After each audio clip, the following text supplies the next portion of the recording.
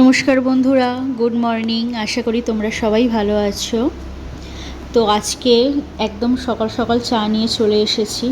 আমার আর মেয়ের জন্য চা করছি। আর এই যে দেখো, রথের মেলা থেকে কয়েকদিন আগে যে নতুন চায়ের কাপ দুটো কিনেছিলাম, সে দুটোই আজকে নিয়ে এসেছি। মেয়ে বলছিল, মা ওই কাপ করে কবে চা খাওয়া হবে, তো নাই, ওগুলো তো ব্যবহার করার জন্যই কিনেছি। আর মেয়ে ওদিকে খাচ্ছে, আর এদিকে আমিও চা নিয়ে বসে পড়েছি।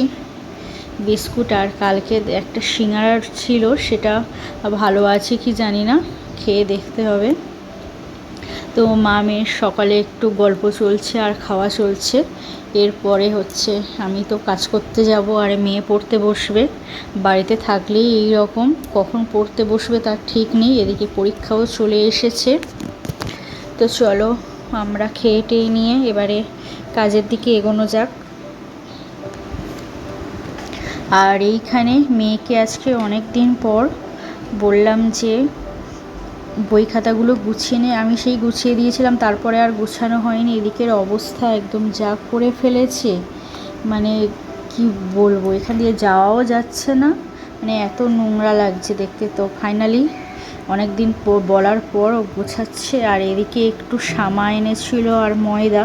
আমার যেহেতু মাঝে মাঝে একাদশী করি, সেই জন্য সামাটা এবার একটু বেশি করে এনেছে। আর বর্ষাকাল না, সব জিনিসেই পোকা লেগে যায়। আর সামা নিয়ে এসেছে, অলরেডি দেখছি সেখানেও পোকা লাগা। তো সেই জন্যে কালকে একটু রোদ উঠেছিল, ওই জন্য রোদে দিয়েছিলাম। আর এখানে আমি ভাত বসিয়ে দিচ্ছি। তোমরা দেখে বুঝতেই পারছো যে আজকে কিসের প্রিপারেশান হবে। এখানে তেজপাতা, কাঁচা লঙ্কা, নুন আর সর্ষের তেল আর লবঙ্গ দিয়েছি ওর মধ্যে, দিয়ে ওটাকে একটু ফোটাতে দেবো। ফুটে উঠলে আর চাল ধুয়ে এর উপর ওর মধ্যে দিয়ে দিয়েছি। আজকে যেহেতু সানডে, সেহেতু হাজব্যান্ড বায়না করলো যে বিরিয়ানি বানাতে হবে।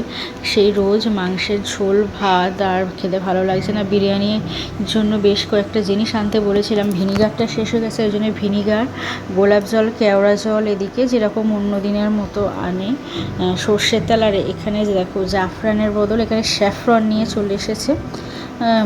হচ্ছে বেশ কিছুটা দামি, তো এসেই বলছে অনেক টাকার বাজার করে এনেছি। আর মাংস টাংস সব নিয়ে চলে এসেছে, আমি ধুয়ে রেখেছি। আর বিরিয়ানির মাংসের জন্য একটু আলাদা পিস করে এনেছিল বড় দেখে, তো সেটাই ধুয়ে ওর মধ্যে শুধু আমি 2 চামচ ভিনিগার দিয়েছি, দিয়ে ওটাকে আমি মেখে কিছুক্ষণ মাখিয়ে আমি ওটাকে রেস্ট হতে দেবো। আর এদিকে বিরিয়ানির মশলা এনেছিল, সেটাই একটু ফ্রাই প্যানে আমি একটু রোস্ট করে নিচ্ছি, হালকা ভাজা ভাজা, খুব বেশি পোড়াবো না, হালকা হালকা হালকা আঁচে একটু ভেজে নিয়ে হালকা গরম হয়ে আসলে, ভাজা ভাজা গন্ধ হলে তারপর এটাকে আমি ঠান্ডা করে তারপর এর মশলাটা করব। তো ওদিকে রেখে দিয়েছি আমি ঠান্ডা হওয়ার জন্যে। তো এদিকে আমি চিকেন কষা বানাচ্ছি। চিকেন কষা বানানোর জন্য ছোটো পিস, যেরকম নর্মাল সাইজের পিস হয় সেরকম এনেছিল। এর মধ্যে পেঁয়াজ, টমেটো, ক্যাপসিকাম, আদা রসুন পেস্ট দিয়ে কষিয়ে, আর মাংস দিয়ে যেরকম হয় সেরকমই মাংস কষাচ্ছি। এটা কষানো হয়ে গেলে তারপর আমি বিরিয়ানির জন্য যে মাংসটা এনেছে সেই মাংসটা বসাবো। ভাতটা হয়ে গেছে, তো ততক্ষণ এটা হোক। মানে সানডেতেও কোনো মেয়েদের কোনো ছুটি নেই, ছেলেরা তাও একদিনের জন্য হলেও ছুটি হতে পারে, কিন্তু মেয়েদের সানডেতেও মানে সেই সকাল থেকে যেরকম কাজ সেরকম সারা সপ্তাহ কন্টিনিউ চলতে থাকে। ছেলেরা তাও বন্ধুদের সঙ্গে একটু গল্প করতে পারে বা কোনো টাইম কাটায়, কিন্তু মেয়েদের তো সেরকম কোনো ব্যাপারই না। বিশেষ করে তো আমার সেই সারাদিন বাড়ির মধ্যে থাকা আর সারাদিন কাজ করা, এই নিয়েই পড়ে আছি।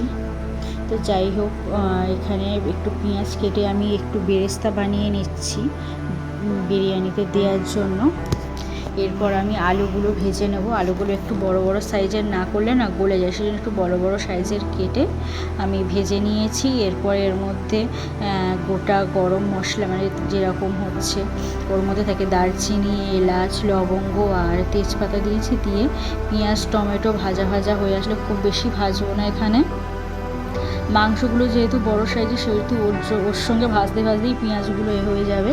সেই জন্য আমি অল্প করে একটু ভেজে আদা রসুন দিয়ে একটু গন্ধটা চলে গেলে ওর মধ্যে ওই মাংসগুলো দিয়ে দেব। বেশ এরকম বড় বড় লেগ পিস হলে না বিরিয়ানির একদম জমে যায়। তা বেশ ভালো পিসগুলো নিয়ে এসেছে করে, আমার হাজব্যান্ড ঠিকঠাক নিয়ে আসে আগের মতো, আর এখন নিয়ে, আগে অত বুঝতো না। তো আমি একটু এর মধ্যে গরম মশলা গুঁড়ো, মিট মশলা, কাশ্মীরি লঙ্কার গুঁড়ো আর যে বিরিয়ানির মশলাটা বানিয়েছিলাম সেই বিরিয়ানির মশলা, আর এতে হলুদ দিইনি, হলুদের বদলে আমি একটু হলুদ যে রঙটা থাকে না, মানে যে কামধেনু একটা রং পাওয়া যায়, সেই রং একটু অল্প করে ওর মধ্যে দিয়েছি।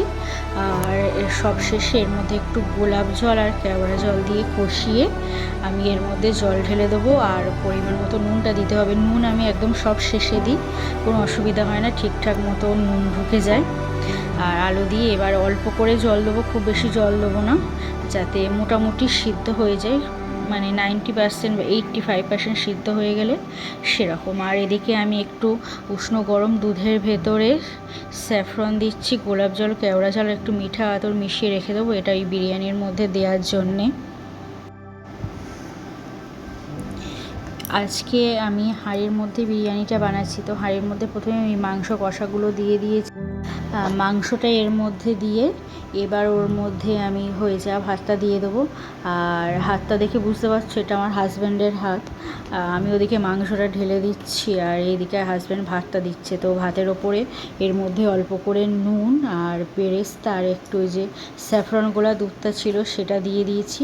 এরপর ওর মধ্যে এরকমভাবে মাংস আলু দিয়ে একটু লেয়ারিং করে দিতে হবে, যার যেরকম, আমি তো টোটাল 3টে লেয়ার হয়েছে আমাদের, সেরকম লেয়ার করে দিয়েছি। আর সব শেষে একদম ওর ওপর থেকে আমি ফের নুন দিয়েছি আর একটু স্যাফরন যেটা আছে সেটাই দিয়ে ওপর থেকে একটু ধনে পাতা ছড়িয়ে দিয়েছি। আর বিরিয়ানির মশলা সবশেষে ওপর থেকে দিয়েছি অল্প, বিরিয়ানির মশলা খুব একটা আমার পছন্দ না, বেশ গালে পড়লে না একটু তিতকুটে লাগে, সেজন্য আমি এর মধ্যে খুব একটা দিই না, ওপর থেকে একটু অল্প করে ছড়িয়ে দিলাম। দিয়ে এটাকে আমি দমে বসাবো, আমার ফ্রাই প্যান রয়েছে ওর ওপরে বসিয়ে আমি এটাকে দমে বসাতে দেবো কিছুক্ষণ, আধ ঘন্টা মতো দমে বসিয়ে রাখলেই বিরিয়ানি একদম রেডি হয়ে যাবে। তো এরপরে দেখা হচ্ছে, চলো।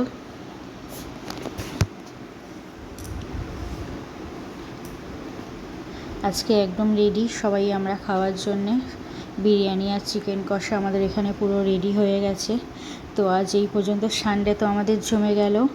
দেখা হচ্ছে পরের ভিডিওতে, টাটা, বাই বাই।